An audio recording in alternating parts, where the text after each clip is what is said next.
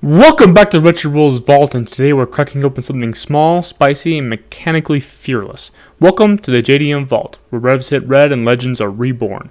Meet the 1968 Honda S800, a car that weighs about as much as a good sandwich, but screams like a race bike in a metal suit. RetroWheelsVault, now unlocking the imports that change the game. Buckle up, this one bites.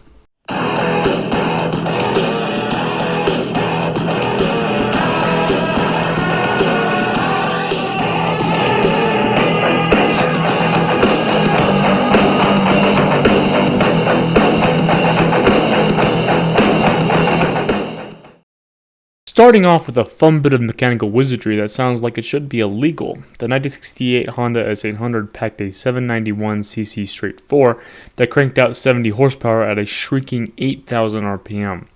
That doesn't sound wild until you remember that this thing had the lung capacity of a lawnmower and the attitude of a caffeinated hornet. Honda basically built a motorcycle engine, gave it a suit of sheet metal, and told it to go pick a fight with sports cars twice its size. The result? This pint-sized troublemaker became Honda's first production car to hit 100 miles per hour. 100. From less than 800cc. That's like running a marathon in dress shoes and still stopping for coffee afterward. Speaking of coffee shops, it could also pull down around 35 miles per gallon, meaning you could scream to redline all day and still not cry at the fuel pump. This was peak Honda philosophy before it became a marketing slogan. Rev it high, keep it light, and let engineering do the heavy lifting. The S800 didn't rely on brute force. It relied on precision, balance, and the mechanical equivalent of a perfectly timed punch. Small engine, big ego, and every reason to back it up. The 68 S800 is proof that good design doesn't need a shout. It just needs to be right. Introduced back in 1965, this compact sports car was built like a fencing foil. Not a broadsword. Light, precise, and very pointy where it mattered. Honda obsessed over weight the way a watchmaker obsesses over gears, trimming every unnecessary ounce in the name of performance. Luxury? That was optional. Fun was mandatory. Visually, the S800 punched well above its weight. It wore a long hood that looked optimistic, bordering on arrogant, a clean trapezoidal grille up front, and a tidy rear deck that wrapped the whole thing up like a well-tailored jacket. Nothing flashy, nothing wasted. Just pure, honest shape doing its job. It came as either a coupe or a roadster, and the roadster was about as close to a street-legal go-kart as you could get without needing a helmet. Underneath, the construction philosophy was simple and ruthless.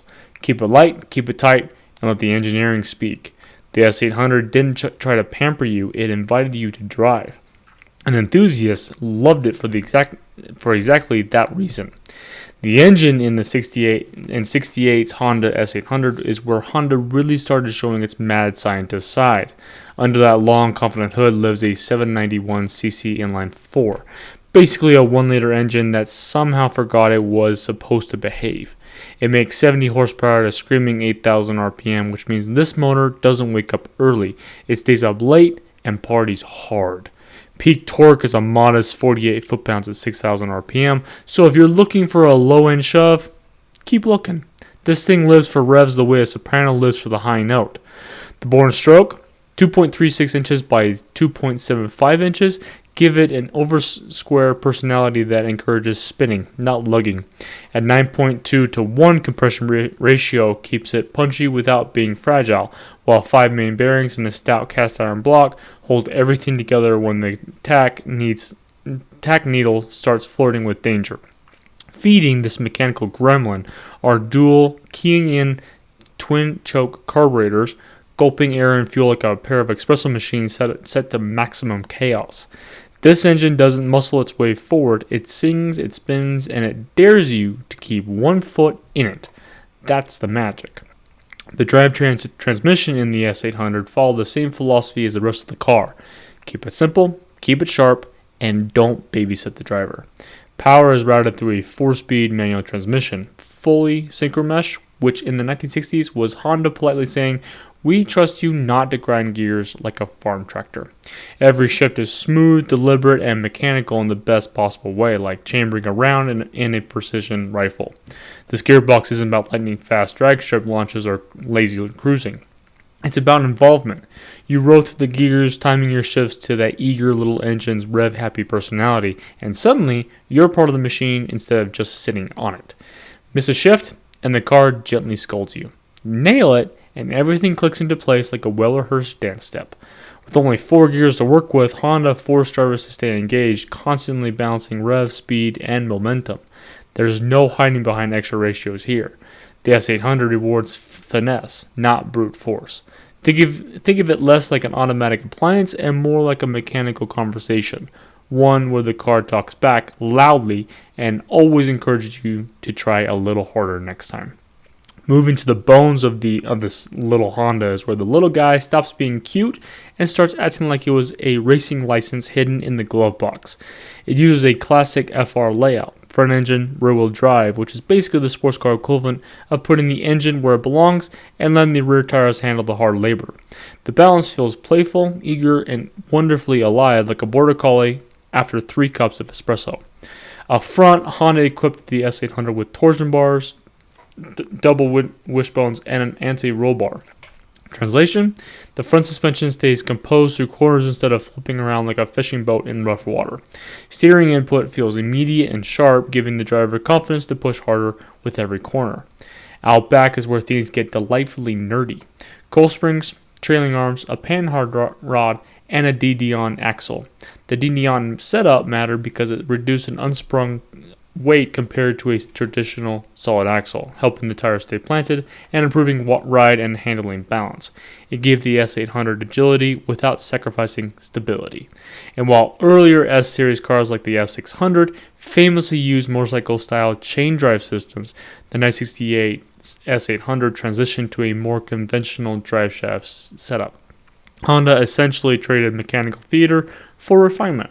Still wild, just wearing a cleaner suit. Step inside this sheet metal rocket and you immediately understand the mission. Driver first, fluff later. The seats are trimmed in leatherette, which is classic Honda logic. Looks classy, holds up to abuse, and doesn't complain when you actually drive the car. In front of you sits a 3-spoke aluminum steering wheel, light and purposeful, with wooden-looking plastic railings that give you just enough upscale flair to remind you this isn't a go-kart, even if it sometimes feels like one. The layout is clean and focused like a cockpit designed by someone who actually enjoys driving. Everything you need is right where it should be, and everything you don't need was politely left on the factory floor. Technology here isn't about distractions, it's about confidence. Dual circuit brakes add a layer of safety and control, improving handling and giving the driver a bit more courage when pushing the car hard. The S800 came as either a coupe or a convertible. Coupes were typically finished in silver gray, subtle, serious, and understated, while the convertibles leaned flashier in red or white. Roof or no roof, the interior exists to amplify the experience, not mute it. This car doesn't entertain you, it simply invites you to drive better. The differential and other bits category on the 1968 Honda S800 is where simplicity wins the argument. There was no standard limited slip differential here, which means power delivery was honest, maybe brutally so. Master throttle mid-corner and the car doesn't save you, it teaches you. Think of it like a fencing coach who lets you get poked so you remember your footwork next time. On the braking side, Honda upgraded the front end with disc brakes, replacing the old 4-wheel drum setup. That change brought more consistent stopping power and better heat control, which matters when you're revving this thing like it owes you money. It's not overbuilt, just thoughtfully improved. Classic Honda logic at work. But all that clever engineering had to fit into a footprint that makes a modern compact look like a bus. The dimensions of the 68 Honda S800 read less like a car spec sheet and more like a warning label for larger vehicles. At just 131.3 inches long, this thing is barely longer than some modern sedans from bumpers. Width comes in at a slim 55.1 inches, meaning it slips through traffic like a letter opener through an envelope. Park it next to a muscle car, and it looks like it wandered in from a different scale model set. Height is a low 47.8 inches, so you don't climb into an S800, you put it on like a jacket. The roofline sits low and tight, keeping the center of balance where it belongs and giving the car that planted, eager stance. The wheelbase measures a tidy 78.7 inches, which explains why the car feels so responsive. Short wheelbase, quick reactions. Physics doing its thing without asking permission. Then there's a curb weight, 1,724 pounds. That's not lightweight, that's featherweight. Modern cars carry doors heavier than this entire Honda. Every input feels amplified because there's simply less mass to boss around. The S800 doesn't hustle, it dances. The strengths of this little coupe are obvious the moment you drive it or even just look at it sideways. It's incredibly light, wonderfully balanced, and engineered with the precision of a Swiss watch that really wants to be on a motorcycle. The rev-happy engine is a joy if you like working for your speed, and the handling is sharp enough to make modern cars feel like they're wearing ankle weights. It rewards skill, timing, and mechanical sympathy. Do it right, and the car feels alive in your hands. Now for the weaknesses, because every hero has an Achilles heel. Torque is optimistic at best. If you're expecting neck-snapping acceleration, this car will politely laugh at you and continue revving. Highway cruising can feel busy, cabin space is tight, and long drives may leave taller drivers folded like origami. Noise and vibration are part of the experience, not bugs in the system. Maintenance can also demand patience. High-revving engines and vintage parts don't forgive neglect. That's the trade-off. The S800 isn't about comfort or convenience, it's about connection. Think of it less as a daily driver and more as a mechanical conversation piece. One that occasionally argues back, but always makes a very strong point. And that's the 1968 Honda S800. Proof that greatness doesn't need size, brute force, or a V8 soundtrack to make an impact. This car is like a precision scalpel in a world obsessed with sledgehammers. It revs high, weighs nothing, and rewards drivers who actually enjoy the art of driving instead of just pointing and shooting. Honda didn't build the S800 to dominate spec sheets. They built it to change minds, and decades later, it's still doing exactly that. The S800 reminds us that engineering creativity can't beat raw muscle, and that fun isn't measured in displacement. It's measured in smiles per mile. It's noisy, it's tight, it's demanding, and that's precisely the point. This is a car that asks something of you, then gives it back tenfold when you get it right. Now I want to hear from you. Would you rather have a high-revving classic like the S800, or are you still firmly planted in the no replacement for displacement camp? Drop your take in the comments. If you enjoyed this deep dive too, hit the like button, subscribe to RetroWheelsVault, and as always, keep it boosted, keep it classic.